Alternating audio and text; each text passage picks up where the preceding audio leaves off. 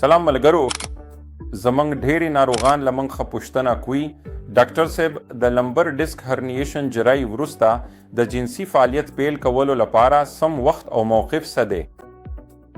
سلام، زه ډاکټر هیمانشو تیاګی یم د ډیلی NCR په فورټس روغتون کې د نخا او ارتوپیډي جراحي مشر او نن به موږ د دې په اړه وغږیږو چې څنګه او کله ستاسو د لمبر ډیسک هرنیشن جراحي وروسته خپل جنسي فعالیت بیا پیل کړئ.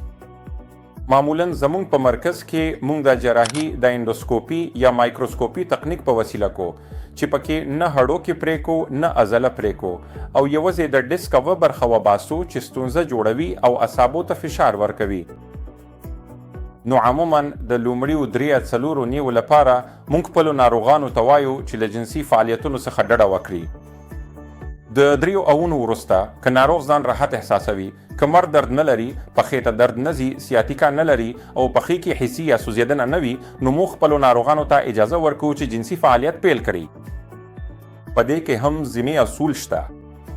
تر ټولو لوی، کله چې تاسې د ډیسک هرنیشن جراحي وروسته جنسي پولات پیل کوئ، باید دا په کلک سطح باندې ترسره نه کړئ.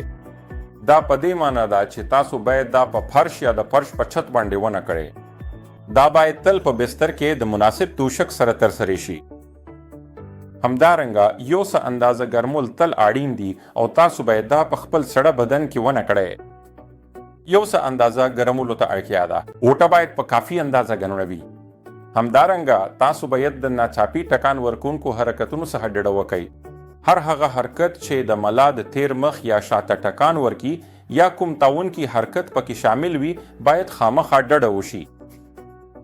کله چې یو کس 3 اونۍ وروسته له د ډیسک هرنیا یا د ډیسک هرنیشن جراحي تیر شي، عموما هغه حالت چې موږ اسپارش ټکو د اړخ حالت یا سایډ پوزیشن دی چې د سپون پوزیشن په نوم هم یادیږي.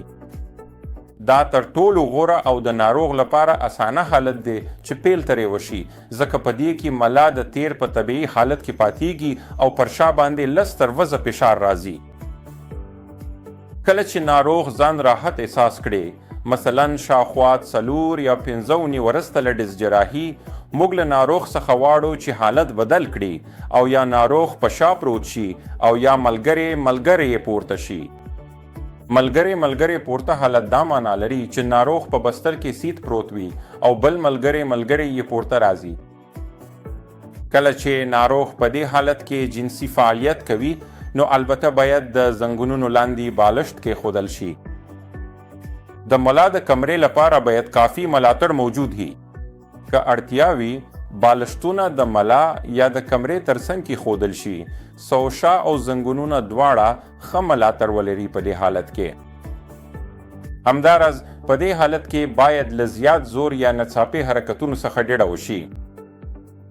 کله چې ناروغ 15 یا 6 اونۍ ورسته شي، نو البته د ناستې په حالت کې هم فعالیتونه هڅه کیدی شي، خو په هغه حالت کې هم باید شاته ښه ملاتړ ورکړل شي.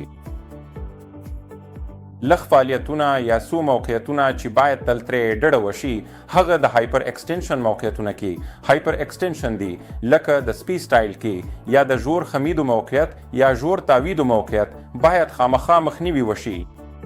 همدارنګه د ژور فشار ورکولو موقعیت باید تل مخنیوي وشي. نو عملی لارښوونې دا دي چې لومړی د چمچ په حالت کې د مناسبې دودوخې سره د لږې مودې لپاره پیل کړئ. که چیرې تاسو د لومړۍ جنسي اړیکې وروسته آرام نه یاست، نو تاسو باید خامخا له خپل ډاکټر سره وګورئ، د درد ضد درمل وغواړئ یا سمې لارښوونې وغواړئ. ملګرو، هیله لرم چې دا ویډیو به تاسو ته ګټوره. که تاسو نورې پوښتنې لرئ، نو خپل عملیات کوونکي جراح ته مراجعه وکړئ یا موږ ته راشئ. موږ به خوشحاله شو چې تاسو سره مرسته وکړو. ټولو ته نیکې لیې.